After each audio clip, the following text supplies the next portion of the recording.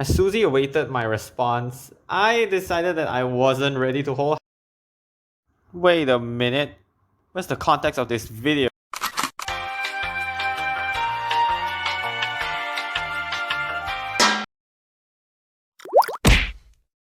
As Susie awaited my response, I decided that I wasn't ready to hold hands, so I declined her request in the nicest way possible.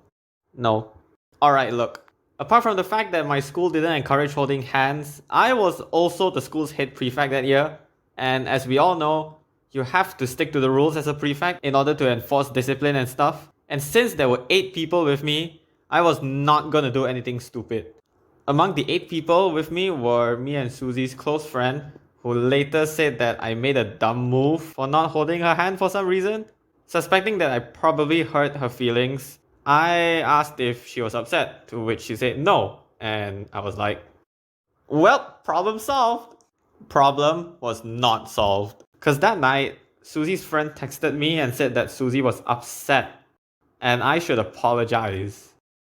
What the fuck? Now, I could understand how an internal combustion engine worked at that time, but the contradiction in this situation made no sense to me at all, so I ignored it. Hanging out with Susie was a blast, but every time I didn't do something romantic, someone would tell me that she's upset, and Susie would say she's not.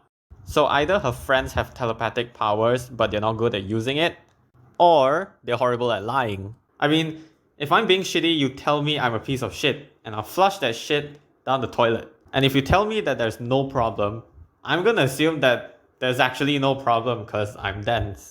And after a few weeks of going full on CIA/NCIS mode, my brain just melted. Every time she sends a message, my brain just goes. And apart from that, I also had to rack my brain trying to figure out whose account she was using, because she had the tendency to switch accounts with her friends, which meant that there would be instances where a random friend or a random person would message me and say stuff like, "Hi, I love you," and I'll be like, what the frick? Now, I don't know if that's what most people do, but that was really confusing. Now, at this point, I had a gut feeling that this wasn't gonna work out. So I consulted one of my good friends at the time, who just so happens to give good dating advice to people, but for some reason, he doesn't have a girlfriend, as I assume he's that kind of guy that guides people to treasures he can't possess. And that was it. Since I broke up during exams, I couldn't focus properly, and I lost my first place rank in academics to my rival. I think later on, we just refused to acknowledge each other's existence for about a year plus, and we found each other on Instagram one day. But by then, I think we were cool.